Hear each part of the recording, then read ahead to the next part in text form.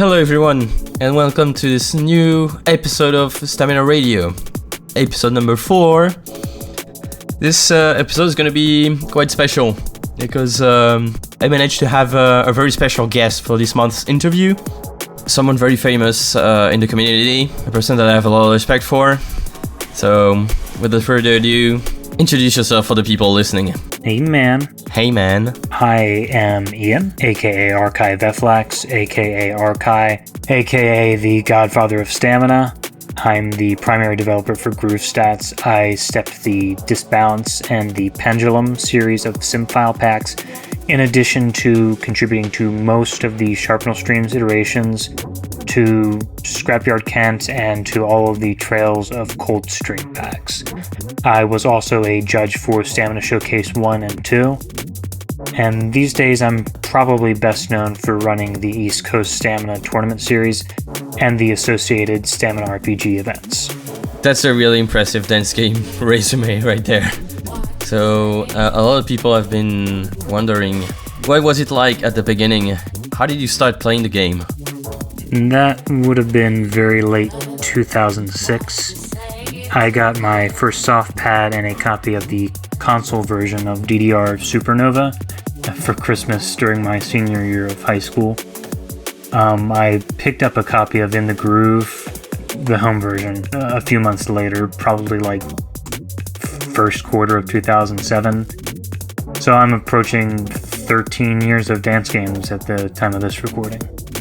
That's indeed pretty long, considering. I've been playing the game for like 6 years now, so really, it's really way back. So how was the whole scene like back in those days? Because I feel like a lot of new people started playing the game recently, and I don't know if they have that kind of context considering IGG. Well, Dragon Force didn't even exist yet. People were sort of just starting to hack machines, and we were playing keyboard charts like Uber Rave and One More Lovely.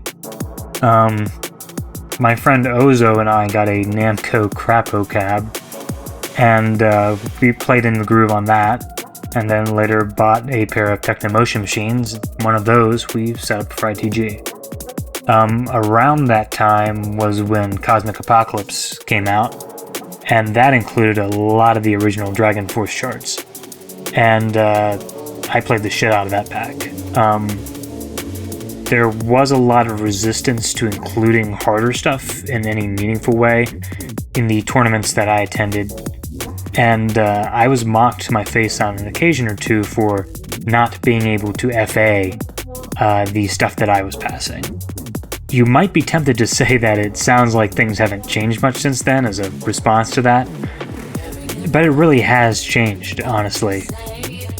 Unlike back then, there's a large community of people who approach the game with more emphasis on passing than scoring now. So even though those negative attitudes are still out there, things have really gotten a lot better on the whole. I think, at least. I mean, there aren't even jumps in stamina charts anymore. It's a glorious time to be alive. Yes, indeed. I usually put a lot of jumps in breaks, and people give me shit for that. And I perfectly understand where it's coming from. So I can see that the environment was pretty hostile at the time for stamina. Is it what made you start ECS? So the name itself actually originates from a goofy picture of Bran, Raw Input, Zetrix, and myself that I gave the equally goofy caption of East Coast Stamina years and years ago. But the concept of running a tournament exclusively geared towards high-level stamina content was very much directly inspired by Mad Matt's Bearpocalypse tournaments, which started as a sort of catch-all hard stuff type event. And I was most influenced by Bearpocalypse 3's system for assigning point values to songs.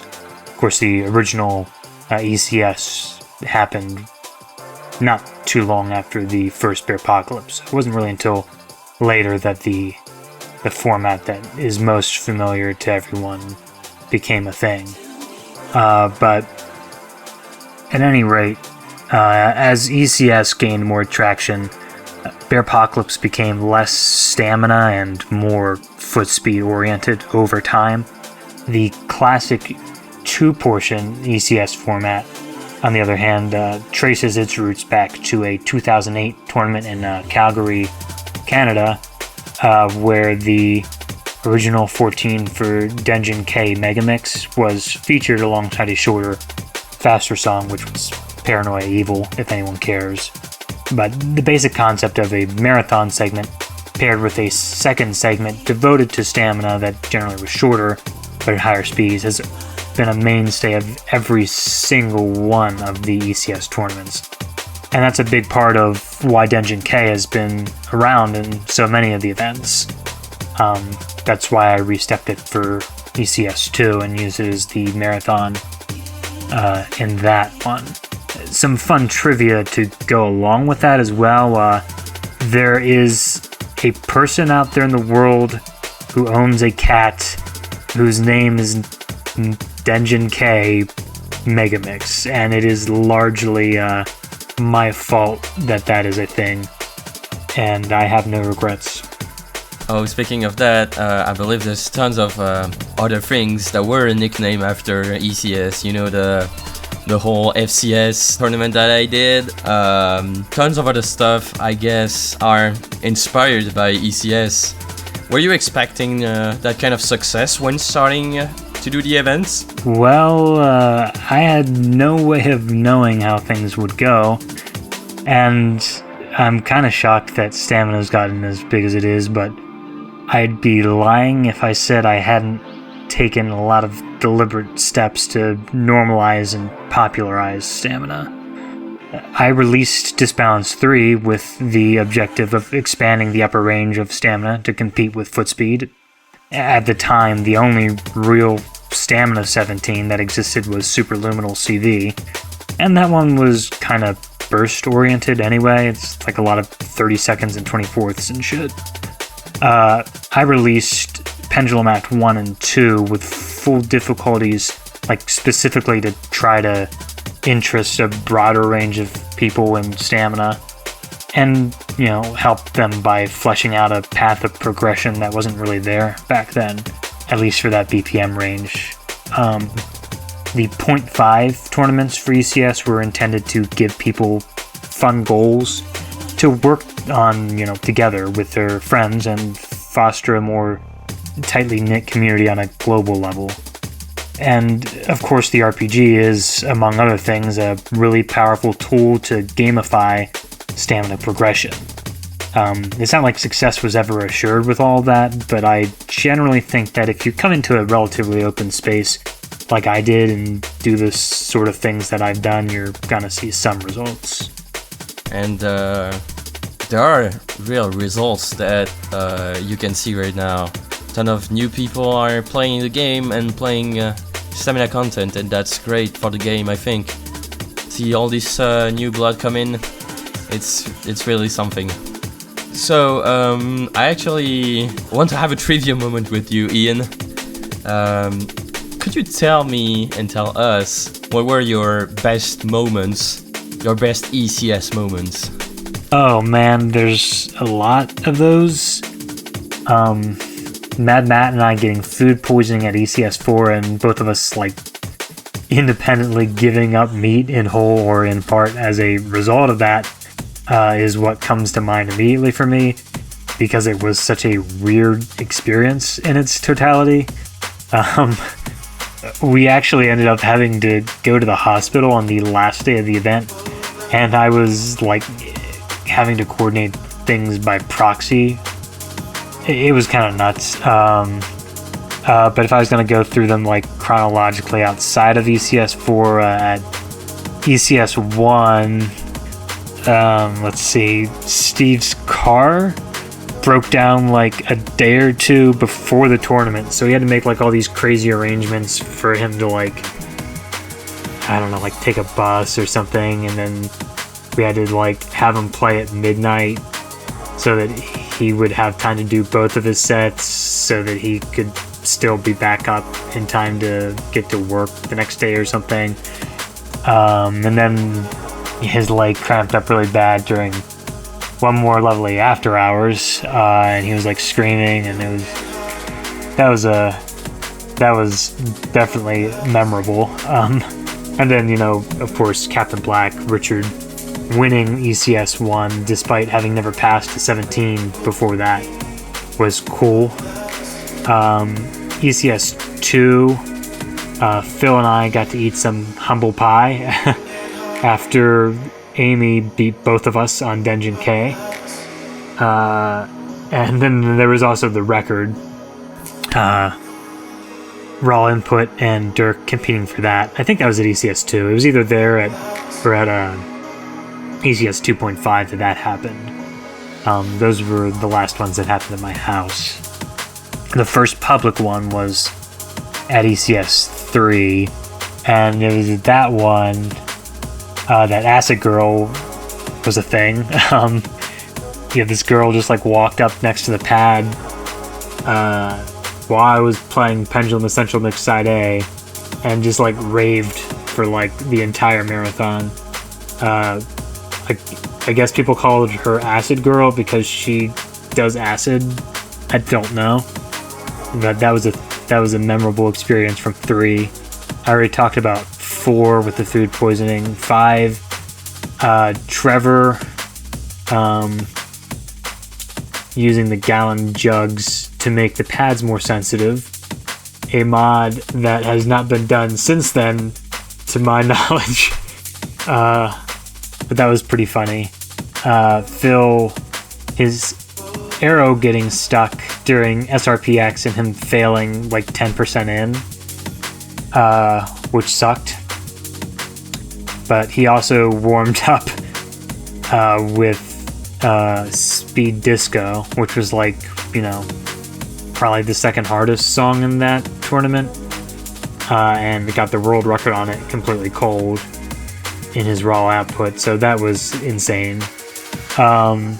ECS 6, like JD and his crazy outfits. ECS 7 too, he wore some hilarious stuff. And then of course Arvin getting 2.8% on the marathon at ECS 7, sorry Arvin. And then Shut the Fuck Up Justin, that was a good fun meme. Astral Ring from the RPG. There's a million stories. I guess a lot of those are more just like memories, like more so than they are actual stories. But a lot of memories, whatever. I should probably shut up and not continue rambling about this stuff forever. That was cool. That was cool. A lot of people didn't follow all these stories. I have those because we talk a lot together, but a lot of people actually don't know about this.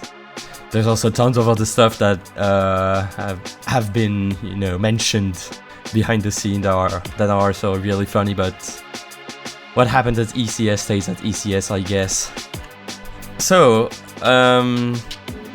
what was the thought process behind Stamina RPG? Were you expecting Stamina RPG to become, you know, this big of a tournament? So it's kind of ironic. Because I didn't like the multi-song qualifiers for Apocalypse, which is why I went with a single-song qualifier starting with ECS 2, which was the first ECS that was open to the public. Still at my house at that point, but there wasn't a whole lot of risk involved with having too many people. ECS 1 was just invite only. But anyway, by ECS 6, I realized I just hated single-song qualifiers because it was like too much of an FA battle. I did toy with the idea of having 2-song qualifier as like the thing. You know, like one hard song and one easy song. But ultimately ended up going with a format where instead of 1 song or 2 songs, you had to play a billion songs. You know, obviously in SRPG 2 and 3, I redesigned things to make qualifying less of a nightmare. But for Stamina RPG, I was inspired in part by the origin of the format for the .5 tournaments. And the story behind that, not to go off on too much of a tangent, but Raw Input had said to me at one point, man, it would be cool if we just had like a pack of songs one weekend and we all just tried to collectively pass everything from that pack. That's where the concept of checking stuff off, from just like a big list came from.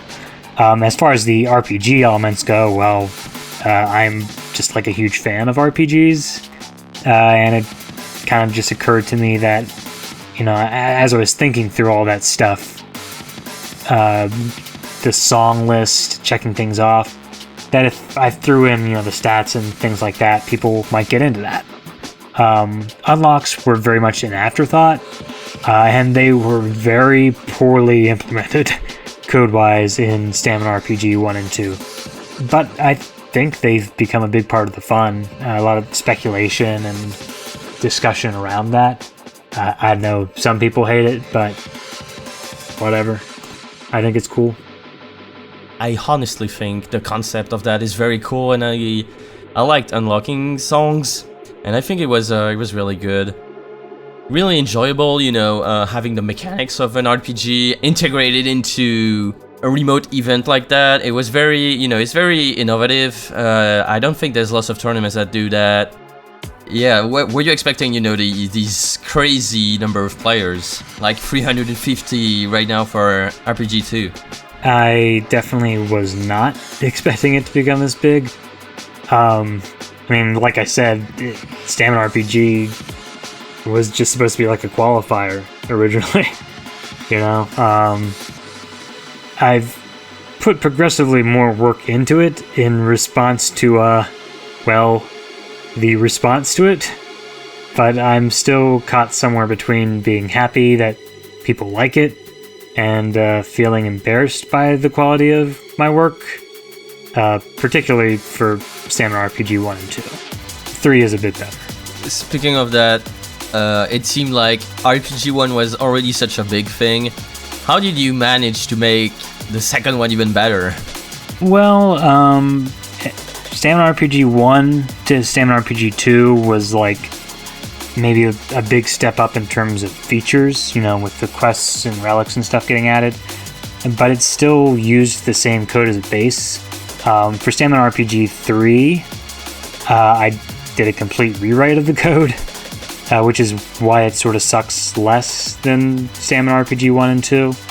And that's also why it was easier to vastly expand on existing things, like, quests and relics.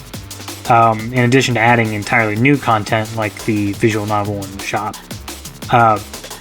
Although I guess that's more like what I did to accomplish what I did and not so much how I accomplished it. The how would be months and months and months of planning, collaborating, and coding.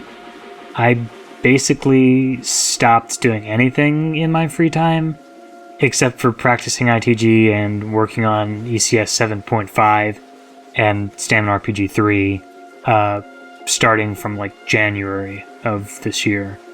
But the whole planning process, I literally started writing, the whole plot to all this stuff on a flight a little bit before ECS 7 last year, I think a week or two before. So I've been working on this for a long time.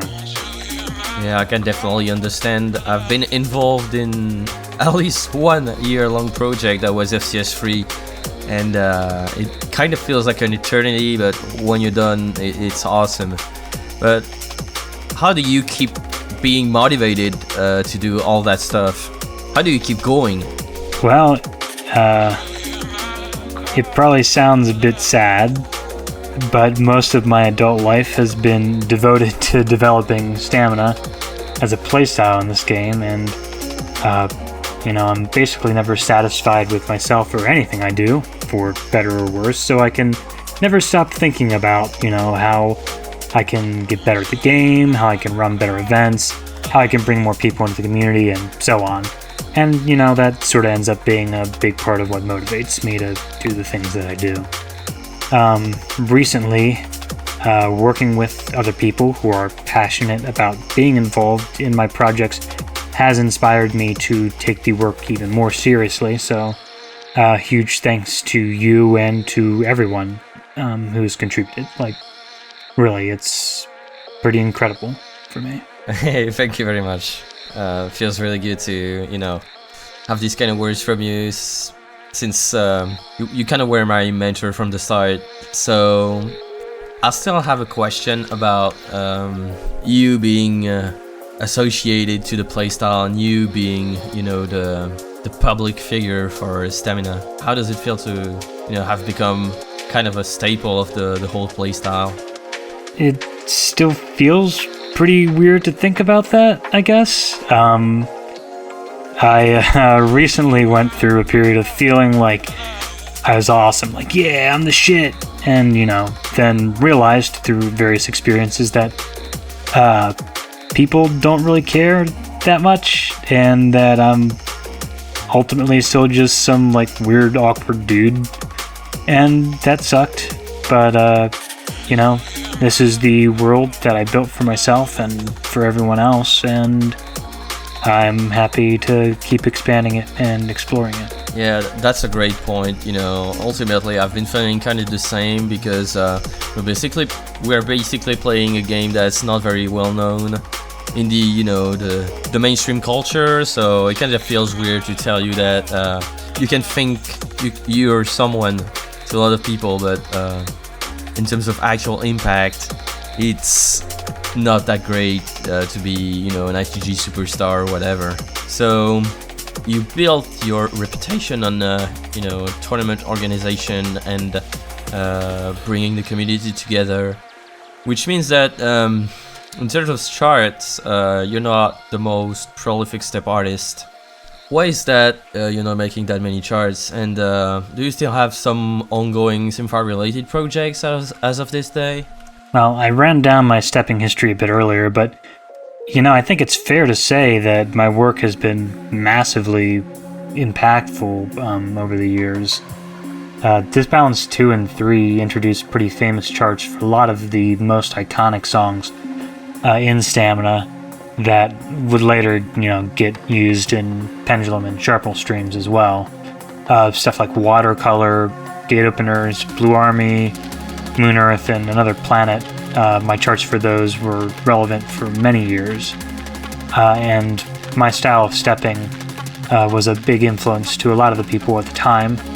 That was back when most charts had streams that weren't patterned to the music at all. My focus shifted away from writing charts as more people became involved in stepping Stamina, like you, for instance. And, that was because I felt like there were better ways I could contribute to and, help shape the community. I still regularly contribute charts to collaboration packs, and I'm slowly stepping Pendulum Act 3. Won't comment on anything else ongoing at the moment, though. Sounds great. A question that is one of my personal favorite questions, because to me it matters a lot, but how did ITG influence your taste in music? Well, my taste in music is basically directly lifted from whatever games I play. So it's been a pretty significant influence on my tastes, I guess. Like Guitar Hero was my first rhythm game, so that sort of got me into metal and rock, and then Into Groove got me into a lot of other genres. I probably never would have gotten into electronic music in general if it wasn't for Into Groove. Yeah, to me it opened the gates for, the likes of Eurobeat, some metal. I don't think I would listen to Dragon Force if I wasn't playing Into Groove, for example. Speaking of that, we're going to go a bit, outside the game for a moment. Someone that is working with you actually asked me, what does your life look like outside of ITG? Well, you see, my life doesn't look like anything outside of ITG, because I don't have a life outside of ITG. But in all seriousness, though, I work a full-time job to support my events. I work on the events themselves in my free time, and I practice ITG. That's the majority of my life. I love playing piano, watching anime, playing video games, reading visual novels, and stuff like that. But I don't always have much time to enjoy those things. Yeah, that's perfectly understandable. These days I'm trying to find a balance between, working on my passion project, which is ITG, and the actual real life that is happening outside of it. So, what's next for you? Do you have any ongoing projects? More stamina, probably. I'd love to make like a visual novel where I wasn't so constrained with what I could do. But ECS is kind of a big commitment, and I don't know when I'll find the time to work on something like that or anything else in the future. So, yeah. Yeah, that's perfectly understandable. Last question. I heard there might be something special happening at StaminaCon this year. Wrong answers only. Oh, you must be talking about the run to McDonald's without getting stabbed in Baltimore relay.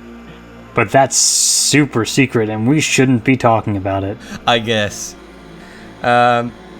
Keep your eyes opened. There's gonna be stuff happening at StaminaCon involving myself and Stamina Radio. Can't announce what it is yet, but there's gonna be something happening. In the meantime, enjoy this month's episode. There's a link in the description below, and you can easily find it. Have fun. Thank you for the interview, Ian, and thank you people for the questions. I actually asked a few people to give me questions for that, so I'm really grateful that there were some really great questions. See you next month for another interview.